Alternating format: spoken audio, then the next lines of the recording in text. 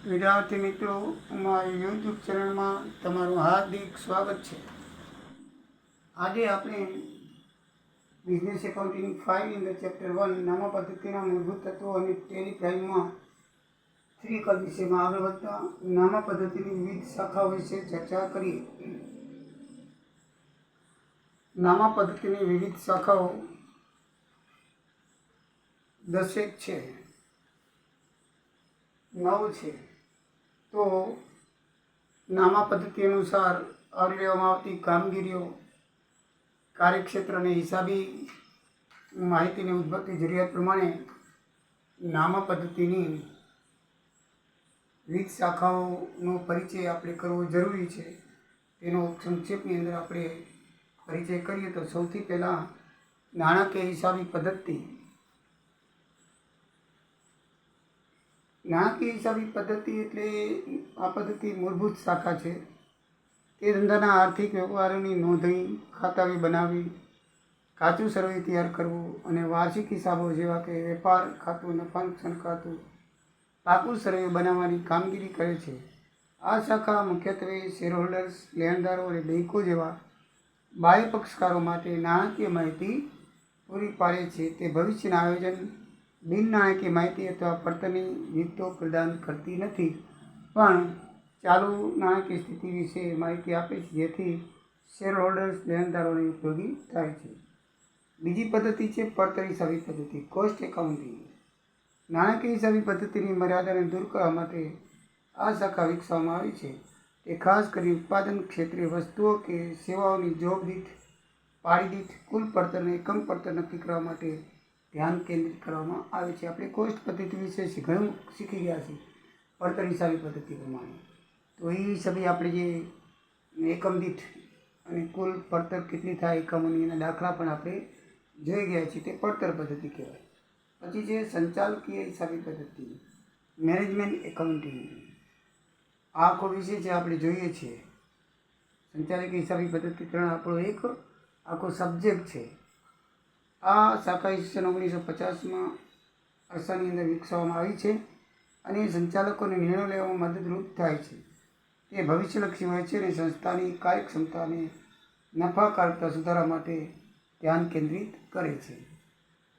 ચોથી છે માનવ સંસાધન હિસાબી પદ્ધતિ, હ્યુમન રિસોર્સ એકાઉન્ટિંગ. આ શાખા સંસ્થાના કર્મચારીઓ પર થયેલ ખર્ચ, ભરતી, તાલીમ, વેતન વગેરે ઓળખવા, માપવા અને જાણકારી આપવા પર ધ્યાન આવે છે. તેનો મુખ્ય ઉદ્દેશ માનવ મૂડી મિલકતોનું સાચું હિસાબી મૂલ્યાંકન રજૂ કરવાનો છે. એટલે માનવ સંસાધન હિસાબી પદ્ધતિમાં જે કર્મચારી હોય છે એના ભરતી, તાલીમ, વેતન વગેરે વિશે ધ્યાન દેવામાં આવે છે. પછી સામાજિક હિસાબી પદ્ધતિ. આ પ્રક્રિયા કંપનીઓ દ્વારા તેની સામાજિક જવાબદારીઓ, સમાજ પરની અસરોનું હિસાબી મૂલ્યાંકન કરવા માટે ઉપયોગમાં લેવામાં આવે છે. તે કંપનીના સામાજિક પ્રભાવોને માપે છે અને સમાજને તેના યોગ વિશે જાણ કરે છે. સોશિયલ એકાઉન્ટિંગ છે, સોશિયલ સામાજિક કાર્યો પણ એ કરે છે. પર્યાવરણીય હિસાબી પદ્ધતિ, એન્વાયરમેન્ટલ એકાઉન્ટિંગ. આ શાખા ધંધાકીય પ્રવૃત્તિની પર્યાવરણીય અસરો જેવી કે પ્રદૂષણ, બગાડ, પર્યાવરણ નુકસાન, હાનિઓ વગેરે નાણાકીય રીતે માપવા અને સરકારે જાણ કરેલી પર્યાવરણ સંરક્ષણ કાનૂની પાલન અનુસરણ કરવા માટે ધ્યાન કેન્દ્રિત કરે છે. તેમાં પર્યાવરણની જવાબદારીઓ સુનિશ્ચિત કરવાનો સમાવેશ થાય છે. મોટી મોટી કંપની હોય તે સરકાર પાસેથી જમીન લે, પછી એની અંદર ઝાડ બધા કાપવાના થાય છે. એ ઝાડ કાપવામાં પરમિશન લેવા પડે, સરકારની પરમિશન લેવી પડે છે અને ત્યારબાદ એનાથી અનેક ઘણા ઝાડોની વાવણી કરવી પડે છે ચારે બાજુ જમીનની, જેથી પર્યાવરણ જળવાઈ રહે. તો આવું જે સંચાલનનું કાનૂની કામ છે એ આ હિસાબી પદ્ધતિ કરે છે. ગવર્મેન્ટ એકાઉન્ટિંગ, સરકારી નામા પદ્ધતિ. વિવિધ સરકારી સંસ્થાઓ અને વિભાગો દ્વારા જાહેર ભંડોળનું વ્યવસ્થાપન, જાહેર જવાબદારી તેમજ પારદર્શિતા સુનિશ્ચિત કરવા માટે આ પદ્ધતિનો ઉપયોગ થાય છે. કોમ્પ્ટ્રોલર જનરલ ઓફ ઇન્ડિયા CAGના માર્ગદર્શન સત્તા અધિકારો નીચે એજી, ટ્રેઝરી અને પંચાયત સ્થાનિક સ્વરાજની સંસ્થાઓ વગેરેનો હિસાબ આ પદ્ધતિ અનુસાર થાય છે. એટલે કે આપણો જે સરકારી હિસાબ છે કોમ્પ્ટ્રોલર જનરલ ઓફ ઇન્ડિયાનો, પછી સબ ટ્રેઝરી હોય છે, સ્થાનિક સંચાલકો, પંચાયતો, એટલે કે સરકારી પણ હિસાબ કોઈ પણ હોય છે તે આ પદ્ધતિથી થાય છે. પછી કરવેરા નામા પદ્ધતિ, ટેક્સ એકાઉન્ટિંગ. આ શાખા કરવેરા નિયમો અને કાયદા અનુસાર હિસાબો તૈયાર કરવા અને કર જવાબદારીનું સંચાલન કરવા માટે સંબંધિત છે. તેથી કરવેરા આયોજન અને કાનૂની પાલન સુનિશ્ચિત કરી શકાય છે. કરવેરા નક્કી કરવા માટે કેટલા કરવા આપણે ભરવા અને કઈ રીતનું આયોજન કરવું કરવેરાનું, એ આ પદ્ધતિ દ્વારા નક્કી કરવામાં આવે છે. ફોરેન્સિક હિસાબી પદ્ધતિ, ફોરેન્સિક એકાઉન્ટિંગ. આ શાખા આર્થિક કૌભાંડો, ભ્રષ્ટાચાર, હિસાબી છેતરપિંડી અને અન્ય નાણાકીય ગેરરીતિની કાનૂની દૃષ્ટિકોણથી તપાસ સાથે સંબંધિત છે. ફોરેન્સિક એકાઉન્ટિંગ નાણાકીય ડેટાનું વિશ્લેષણ કરે છે અને કાનૂની કાર્ય માટે પુરાવા એકત્રિત કરે છે. એટલે કે આ પદ્ધતિ જો ઉદ્યોગની અંદર, ધંધાની અંદર કૌભાંડ થયું, ભ્રષ્ટાચાર થયો, કોઈ નાણાકીય ગેરરીતિ થયો, તો કાનૂની દૃષ્ટિકોણથી તપાસ કરે છે અને એના વિશે જે માહિતી છે એ પૂરી પાડે છે અને એના પુરાવા એકઠા કરે છે. આમાં દરેક શાખાની પોતાની વિશિષ્ટ પેટા પદ્ધતિઓ છે અને પ્રયુક્તિઓ છે, સિદ્ધાંતો છે અને ચોક્કસ જરૂરિયાતો પૂર્ણ કરે છે. આમ નવ છે, નવ પદ્ધતિની વિવિધ શાખાઓ છે. મિત્રો, નામા પદ્ધતિ મુજબ હિસાબની રીતો કેટલી છે? તો હિસાબની 3 રીતો છે. એક રોકડના ધોરણે હિસાબી પદ્ધતિ, કેશ બેઝિક એકાઉન્ટ કહેવાય એને. એની અંદર જેમાં વ્યવહારો ન ફક્ત રોકડની લેવડ દેવડ થાય ત્યારે જ કરવામાં આવે છે, જે સરળ છે. સાચી નફાકારકતા દર્શાવી શકાતી નથી, કારણ કે ખાલી રોકડની આવક જાવક થાય છે, બીજી થતી નથી. મોટા ધંધા માટે યોગ્ય નથી, જોકે વ્યવસાય વ્યક્તિના હિસાબો માટે આ પદ્ધતિ ઉપયોગી છે. બીજી પદ્ધતિ છે વેપારી અથવા ઉત્પાદન ધોરણે હિસાબી પદ્ધતિ, મર્કેન્ટાઇલ એક્યોર બેઝિક એકાઉન્ટિંગ. તો મર્કેન્ટાઇલ એક્વાયર બેઝિક એકાઉન્ટિંગ, જેમાં રોકડ અને ઉધાર બંને વ્યવહાર નોંધાય છે, જે ખર્ચ મેચિંગ સિદ્ધાંતોનું પાલન કરે છે અને ધંધાની વધુ સચોટ નાણાકીય દ્રષ્ટિ દર્શાવે છે. રોકડના ધોરણે હિસાબ કરતાં પદ્ધતિ થોડીક વધારે સારી છે. એ ખર્ચનો પણ હિસાબ કરે છે. આ રીત અથવા પદ્ધતિ ગેપના જરૂરી પાલન માટે પૂરતો પ્રયાસ કરે છે. મોટા અને મધ્યમ ધંધા વ્યવસાયો દ્વારા ઉપયોગમાં લેવાય છે. ગેપ વિશે આપણે જનરલી એક્સેપ્ટેડ એકાઉન્ટિંગ પ્રિન્સિપલ્સ, એટલે કે સામાન્ય સ્વીકૃત હિસાબી સિદ્ધાંતોનું બરાબર પાલન કરે છે. ગેપ વિશે આપણે આગળ હવે જોઈશું. ત્રીજી પદ્ધતિ સંકર સંવર્ધન અથવા મિશ્ર ધોરણે હિસાબી પદ્ધતિ, હાઇબ્રિડ મિક્સ બેઝિક એકાઉન્ટિંગ, જેમાં રોકડ અને ઉત્પાદન પદ્ધતિઓનું સંયોજન છે. ઉપરની બંને પદ્ધતિઓનું મિશ્રણ છે, જે કર ઘટાડા માટે ઉપયોગી થઈ શકે છે, પરંતુ કાનૂની નિયમોનું પાલન કરવું અનિવાર્ય છે. એ પદ્ધતિમાં કાનૂની અનિવાર્ય પદ્ધતિનું પાલન કરવું પડે છે. તો આ મિત્રો 3 નામા પદ્ધતિ હિસાબી રીતો છે. હવે નામા પદ્ધતિના સિદ્ધાંતો જોઈએ તો આપણે જે એકાઉન્ટિંગ કામ છે એ સિદ્ધાંત પ્રમાણે ચાલે છે.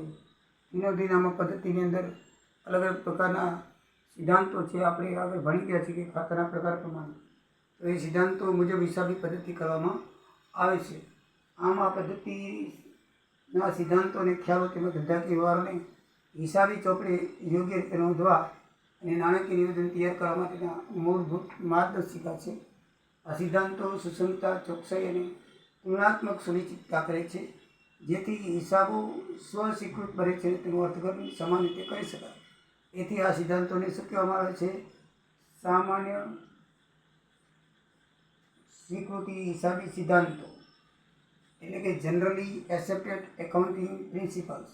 ટૂંકમાં એને GAAP ગેપ કહેવામાં, ગાપ તરીકે ઓળખવામાં આવે છે. જે ભારત માટે આ સિદ્ધાંત છે એને ઇન્ડિયન એકાઉન્ટિંગ સ્ટાન્ડર્ડ લખવામાં આવે છે, એટલે કે ઇન્ડિયા INDAS એટલે ઇન્ડિયન એસ તરીકે દર્શાવાય છે. તેમજ વૈશ્વિક કક્ષાએ, એટલે કે દુનિયાની કક્ષાએ, વિશ્વ કક્ષાએ IFRS international financial reporting standards IFRS તરીકે ઓળખાય છે અને એને માર્ગદર્શન પૂરું પાડે છે. એ ઉપરની પદ્ધતિ છે ઇન્ડિયામાં ઇન્ડિયન IAS અને વિશ્વ માટે IFRS એટલે કે ઇન્ટરનેશનલ ફાઇનાન્સ રિપોર્ટિંગ સ્ટાન્ડર્ડ તરીકે એને માર્ગદર્શન પૂરું પાડે છે. આ પદ્ધતિના ભાગમાં 2 ભાગની અંદર ચર્ચા કરવામાં આવે છે. એક હિસાબી ખ્યાલો સિદ્ધાંતો અને બીજું હિસાબી પ્રણાલિકાઓ. તો હિસાબી ખ્યાલો સિદ્ધાંતોની અંદર 10 લક્ષણ છે. તો એ આપણે જોઈએ તો પહેલું લક્ષણ છે ધંધો એક વ્યક્તિનો ખ્યાલ છે. Business entity concept. આ ખ્યાલ દર્શાવે છે કે ધંધાકીય એકમ તેના માલિકથી અલગ અને સ્વતંત્ર અસ્તિત્વ ધરાવે છે. તેથી ધંધાના વ્યવહારો અને માલિકના અંગત વ્યવહારો અલગથી નોંધવામાં આવે છે. ધંધો એક વ્યક્તિનો ખ્યાલ છે. ધંધો છે લીગલ પર્સન છે. એને લીગલ કાયદા દ્વારા એને વ્યક્તિનું સ્વરૂપ આપવામાં આવે છે, એટલે એના અલગ વ્યવહારો નોંધવામાં આવે છે. જે ધંધાની સાચી નાણાકીય સ્થિતિ અને નફા નુકસાન ખાતાનું ચિત્ર રજૂ કરવામાં આપણને મદદ કરે છે. આ ખ્યાલને કારણે માલિક દ્વારા કમાવેલી મૂડી પણ ધંધાની જવાબદારી લેખાય છે.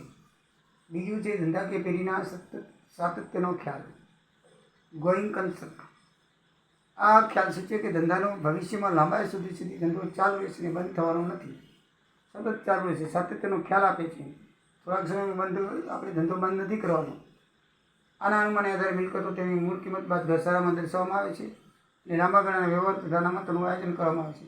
જો આ ખ્યાલ ન હોય તો ધંધા સાથે સંકળાયેલા પક્ષકારો વિશ્વાસ ગુમાવે છે. પેઢી સતત હંમેશા ચાલુ રહેશે એવો સાતત્યનો ખ્યાલ રાખવામાં આવે છે. એ સિદ્ધાંત આને લાગુ પડે છે, જેથી લાંબા ગાળાના આયોજન પણ કરી શકાય છે. નાણાં દ્વારા માપન.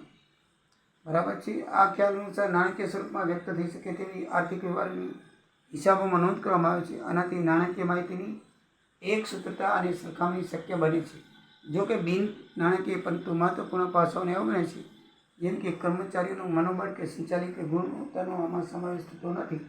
ખાલી નાણાં દ્વારા જ એનું અસ્તિત્વ સ્વરૂપ વ્યક્ત થઈ શકે છે. જ્યારે ચોથી પદ્ધતિ છે પડતર અનુમાન. આ ખ્યાલ મુજબ ધંધાકીય મિલકતો હિસાબી ચોપડામાં તેને પ્રાપ્ત કરવા માટે ચૂકવેલી મૂળ કિંમતે એટલે કે પડતર કિંમતે દર્શાવવામાં આવે છે, નહીં કે તેના વર્તમાન બજાર મૂલ્ય પર. આ સિદ્ધાંત વસ્તુઓમાં વસ્તુલક્ષિતા અને વિશ્વસનીયતા જાળવે છે, ભલે તે ફુગાવાની અસર કે માનવ સંપત્તિ જેવી બાબતોમાં ધ્યાન ન લે. આમાં બજાર કિંમત ધ્યાનમાં લેવામાં આવતી નથી, પણ એની મૂળ કિંમત ધ્યાનમાં લેવામાં આવે છે એવો ખ્યાલ રાખવામાં આવે છે. બેવડી અસરનો ખ્યાલ. આ હિસાબી પદ્ધતિનો પાયાનો ખ્યાલ જે માણસ એ જણાવે છે કે દરેક નાણાકીય વ્યવહારની બેવડી અસર હોય છે. એક ઉધાર બાદ અને બીજી જમા, જે સમાન મૂલ્યની હોય છે. એથી આપણે બે સિદ્ધાંતો નક્કી કર્યા હતા: મિલકતો બરાબર જવાબદારીઓ, લેવાતા મૂડી અને હિસાબી સમીકરણનો જન્મ આપે છે અને સચોટ સંતુલિત નાણાકીય વિરોધી સુનિશ્ચિત કરે છે. બેવડી અસરનો ખ્યાલ. પછી હિસાબી પદ્ધતિનો ખ્યાલ. આ ખ્યાલ અનુસાર ધંધાના સમગ્ર અસ્તિત્વકાળનો નિયમિત સમયગાળા સામાન્ય રીતે 1 વર્ષમાં વિભાજિત કરવામાં આવે છે અને આ દરેક હિસાબી પદ્ધતિના અંતે નફા નુકસાન ખાતું કાકોસરી તૈયાર કરવામાં આવે છે અને ધંધાનું સાચું પરિણામ અને આર્થિક સ્થિતિ જાણી શકાય છે. પછી ખર્ચ અને આવકનો ખ્યાલ. હિસાબી પદ્ધતિના ખ્યાલ પર આધારિત આ સિદ્ધાંત મુજબ આપણને ચોક્કસ હિસાબી મુદતની આવક સામે તેના સંબંધિત ખર્ચાઓ નોંધવામાં આવે છે. આનાથી ધંધાનું સાચું પરિણામ નક્કી કરી શકાય છે, જેમાં મૂડી ખર્ચ આવક અને મહેસૂલી ખર્ચ આવકનું સ્પષ્ટ વર્ગીકરણ કરવામાં આવે છે, જેથી આપણે ખર્ચનો મેળનો ખ્યાલ આવી જાય છે. સંપાદનનો ખ્યાલ. આ ખ્યાલ જણાવે છે કે આવક અને ખર્ચની નોંધ ત્યારે જ થવી જોઈએ જ્યારે સંપાદિત થાય, એટલે કે જ્યારે આવક સંબંધિત મિલકતોમાં વધારો થાય અથવા ખર્ચ સંબંધિત સેવાઓ પ્રાપ્ત થાય. આનાથી હિસાબમાં વસ્તુલક્ષી ચોકસાઈ આવે છે, કારણ કે નોંધણી માટે વાસ્તવિક પુરાવાની જરૂર છે. જ્યારે વસ્તુ ખરેખર આપણને મળે ત્યારે જ આપણે એની નોંધ કરવી જોઈએ, ઓર્ડર આપવાથી કે એમથી નહીં. બરાબર છે. એટલે સંપાદનનો ખ્યાલથી આ હિસાબીનો એક સિદ્ધાંત છે. હેતુલક્ષિતાનો અને ઉદ્દેશ્યનો ખ્યાલ. આ સિદ્ધાંત સૂચવે છે કે નાણાકીય હિસાબી માહિતી પુરાવા આધારિત હોવી જોઈએ અને કોઈ પણ વ્યક્તિ પૂર્વગ્રહ અથવા અભિપ્રાય મુક્ત હોવી જોઈએ. તે સુનિશ્ચિત કરે છે કે નાણાકીય નિવેદનો વાસ્તવિક અને સચોટ રીતે રજૂ કરાય છે, જેથી હિસ્સેદારો વિશ્વાસપાત્ર માહિતી પર આધાર રાખી શકે છે. માહિતી હેતુલક્ષી હોય છે અને ઉદ્દેશ સાથે હોય છે, જેથી એમાં હિસ્સો લેનારા પૂર્ણ વિશ્વાસ રાખી શકે છે. અને છેલ્લી 10મી સમયોચિતતા અને સમયસરનો ખ્યાલ.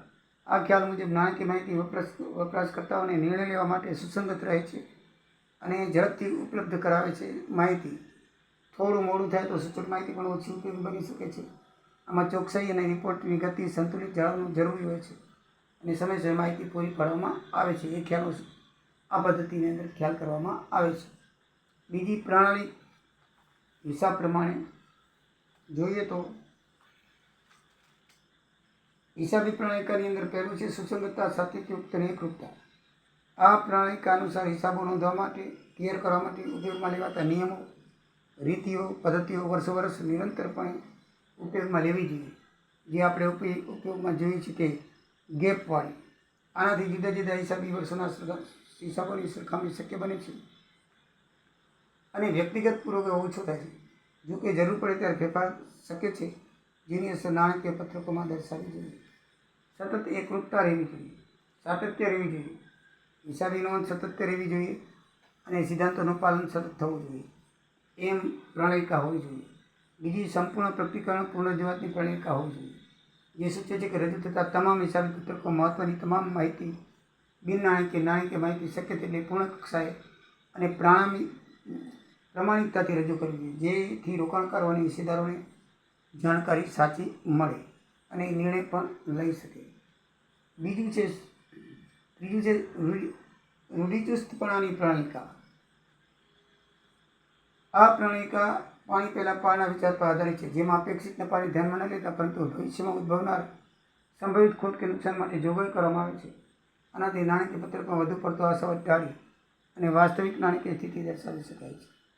એટલે કે નફાને ધ્યાનમાં લઈ ન લેવાનો અને ભવિષ્યમાં કોઈ ખોટ અનુભવે એના માટે શું કરવામાં આવે છે? અનામતની જોગવાઈ કરવામાં આવે છે, નુકસાનની જોગવાઈ કરવામાં આવે છે. એટલે કે પાણી પહેલાં પાળ બાંધવામાં આવે છે. એટલે એ સારી પદ્ધતિ છે અને હિસાબી પ્રણાલિકામાં એનો સમાવેશ થાય છે. ચોથું મહત્વયુક્ત બાબતની પ્રણાલિકા. નાણાકીય પત્રકોમાં એવી જ માહિતીને વિગતવાર રજૂ કરવી જોઈએ, જેનો ઉપયોગ કરનારાઓના આર્થિક નિર્ણયોને પ્રભાવિત કરી શકે તેટલું મહત્વ હોય. નજીવી કે સામાન્ય બિનવાસ્તવિક બાબતોને વિગતવાર નોંધવાની જરૂર નથી, કારણ કે તેનાથી કોઈ ઉપયોગિતા વધતી નથી અને સમયનો બગાડ થાય છે. આ સિદ્ધાંતો અને પ્રણાલિકાઓ નામા પદ્ધતિને એક વૈજ્ઞાનિક સ્વરૂપ આપે છે, જેને ધંધાની ભાષા તરીકે પણ ઓળખવામાં આવે છે. આ સિદ્ધાંતો સમય જતાં વ્યવહારિક અનુભવો અને તર્કના આધારે વિકસાવવામાં આવે છે અને તે કોઈ કાનૂની જોગવાઈ પર સંપૂર્ણ આધારિત નથી, પરંતુ હિસાબી વ્યવહાર નોંધવામાં સરળતા અને સુમેળ સાધવા માટે અપનાવવામાં આવે છે. આ બધા સિદ્ધાંતો કોઈ કાયદેસર ઘડવામાં નથી આવ્યા, પણ એક જાતના સહકારથી અને અનુભવથી, વ્યવહારિક અનુભવથી ઘડવામાં આવે છે અને એનું સામાન્ય રીતે બધા જણા પાલન કરે છે. નામા પદ્ધતિના ખ્યાલનો સિદ્ધાંત પ્રમાણે નામાના મૂળભૂત પાયાના સિદ્ધાંતો કહેવાને બદલે નામા પદ્ધતિના સામાન્ય સિદ્ધાંતો ગાપ કહેવા વધુ યોગ્ય છે, જે આપણે ઉપયોગ જોઈ ગયા. આ સિદ્ધાંતોની સ્વીકૃતિમાં નીચે મુજબ 3 શરતો જોઈએ. એ 3 શરતોનું પાલન થવું જોઈએ. પહેલું છે સુસંગતપણું તેમજ ઉપયોગિતા. કોઈ પણ નિયમ કે સિદ્ધાંત ત્યારે જ ઉપયોગી સુસંગત ગણાય જ્યારે તેને અમલમાં મૂકવાથી ધંધા સાથે સંબંધિત તમામ અને ઉપયોગીકર્તાઓને હિસાબી માહિતીમાંથી અર્થપૂર્ણ સૂચનો અને માર્ગદર્શન પ્રાપ્ત થાય.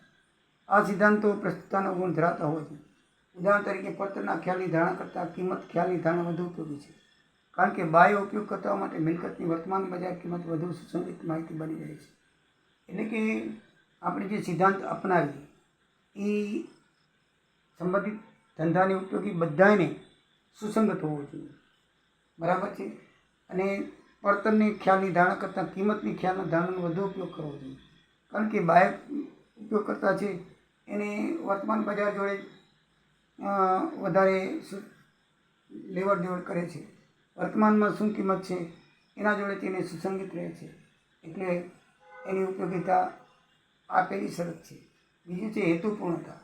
કોઈ પણ સિદ્ધાંત ત્યારે હેતુપૂર્ણ ગણાય જ્યારે એના અમલમાં મૂકવાથી હિસાબો તૈયાર કરનાર વ્યક્તિ નિર્ણયો કે પક્ષપાતી પ્રભાવિત ન હોય, તેના તથ્યો શ્રેષ્ઠતા અને વિશ્વાસપાત્ર ધરાવતા હોય. આ કિસ્સામાં પડતર ખ્યાલની ધારણા કિંમત ખ્યાલની ધારણા કરતાં વધુ સુસંગત અને હેતુપૂર્ણ ગણાય છે. મિલકતનું પડતર મૂલ્ય નીચું હોવાથી તે વાસ્તવિક મૂલ્ય સૂચવે છે, જ્યારે બજારલક્ષી મૂલ્યો જે કાલ્પનિક અથવા ભાવિ સ્થિતિ પર આધારિત હોય છે તેને હિસાબી સિદ્ધાંત તરીકે સ્વીકારી શકાતા નથી. પહેલું જોઈએ આપણે સુસંગતપણામાં, એમાં બજારની કિંમતને ધ્યાનમાં લેવામાં આવે છે, પણ હેતુપૂર્વક પડતર કિંમત ધ્યાનમાં લેવી જોઈએ, જેથી બજારની કિંમત તો વધઘટ થયા કરે છે પણ પડતર કોઈથી વધઘટ થતી નથી. 5 રૂપિયામાં વસ્તુ લીધી હોય તો 5 રૂપિયામાં જ ગણાય છે. પછી બજારમાં એની 10 રૂપિયા થઈ જાય તો એ મૂલ્ય વધઘટ પણ થતું હોય છે, 4 પણ થઈ જાય, 6 પણ થાય. એટલે બજારની કિંમત તો કંઈ નક્કી હોતું નથી, એટલે એ ભાવિ સ્થિતિ પર આધારિત રાખે છે. એટલે આ હિસાબી સિદ્ધાંત તરીકે એને સ્વીકારાતું નથી. છેલ્લી છે સાધ્ય કે શક્યતા. જ્યારે કોઈ સિદ્ધાંત કોઈ પણ અડચણ કે મુશ્કેલી વિના અમલમાં મૂકી શકાય તેમ હોય ત્યારે તેને અમલની કસોટીમાં પાર ઉતરી શકે. ઉદાહરણ તરીકે કાયમી મિલકત હોય તેની મૂળ કિંમતમાં ઘસારો બાદ કરીને દર્શાવવાનો સિદ્ધાંત હોય તો વધુ વ્યવહારિક ગણાય. બજાર કિંમત કે પુનઃસ્થાપના કિંમત અંગે સાચી માહિતી મેળવવી મુશ્કેલ છે, કારણ કે બજાર મૂલ્ય સતત બદલાતું રહે છે અને ધંધાકીય એકમાં મિલકતોને વેચવાના હેતુથી નહીં પરંતુ જાળવી રાખવાનો હેતુ હોય છે અને હિસાબમાં રજૂ કરી છે. આપણે મિલકત ખરીદી હોય ધંધા માટે કે વેચવા માટે ખરીદી હોતી નથી, અને બજાર કિંમત વધે કે ઘટે એનાથી કોઈ મતલબ હોતો નથી. એ મિલકતની આયુષ્ય કરીને આપણે એના પર ઘસારો ગણવો જોઈએ, જેથી એનું મૂલ્ય જળવાઈ રહે. આમ ધંધાકીય એકમાં મિલકતોને વેચાણ નહીં પરંતુ જાળવી રાખવાના હેતુથી હિસાબોમાં રજૂ કરે છે. જો સિદ્ધાંતના ભોગે શક્યતા ન હોય તેવા સિદ્ધાંતો છોડી દેવા જોઈએ. આમ ઉપરોક્ત ત્રણેય પરીક્ષણો દર્શાવે છે કે કોઈ પણ સિદ્ધાંત 100% સફળ થઈ શકતો નથી અથવા પૂરેપૂરી યોગ્યતા પૂરા કરી શકતો નથી. તેથી નવા સિદ્ધાંતના ઘડતરને અમલ પહેલાં ત્રણેય ચકાસણીઓ પરીક્ષણો વચ્ચે યોગ્ય સંતુલન જાળવીને અમુક બાબતોને વળગી રહેવા અને અમુક બાબતોને છોડી દેવાનું વલણ અપનાવવું જોઈએ. એટલે આ સિદ્ધાંત છે, 3 સિદ્ધાંત શરતો, એને સંપૂર્ણપણે વળગી રહેવું જોઈએ. કોઈ પણ સિદ્ધાંત છે એને આપણે બાંધછોડ કરવી જોઈએ. બરાબર, કોર્ટની અંદર કાયદાની અંદર બધું સંપૂર્ણપણે કાયદો હોય છે, પણ એ કાયદાની અંદર માનવતાની દ્રષ્ટિએ અમુક વખતે છૂટ દેવામાં આવે છે કે ભાઈ આ અમલ કરવાથી નુકસાન થાય છે. એ રીતે ધંધામાં ભલે નિયમ હોય પણ આપણે ધંધો કઈ રીતનો છે, પરિબળો, એ ભૂપૃષ્ઠ માહિતી, એની બધી અલગ અલગ વ્યવસ્થા હોય અને એમાં જો આપણને કંઈ વધારે સુસંગત ન હોય તો એટલી બાબત આપણે છોડી દેવી જોઈએ, જેથી ધંધાને નુકસાન થાય નહીં. તો મિત્રો, આ રીતે આપણે આજે આ વિડીયોની અંદર 3 માહિતી જોઈ. નામા પદ્ધતિની વિવિધ શાખાઓ, નામા પદ્ધતિ મુજબ હિસાબની રીતો અને નામા પદ્ધતિના સિદ્ધાંતોને ખ્યાલ વિશે આપણે માહિતી મેળવી. આ પરીક્ષાની દ્રષ્ટિએ ખૂબ જ અગત્યનો પ્રશ્ન છે, માટે 100% પૂછાશે. તમારે યાદ કરી લેવો અને ચર્ચા પ્રમાણે એને દરેક વિષય એક લીટી લખવાની. ઓછામાં ઓછો 5 માર્કનો પ્રશ્ન પૂછાય છે, તો મિત્રો એને બરાબર યાદ કરી લેશો એવી હું તમને વિનંતી કરું છું. જય દ્વારિકાધીશ, જય સિયારામ.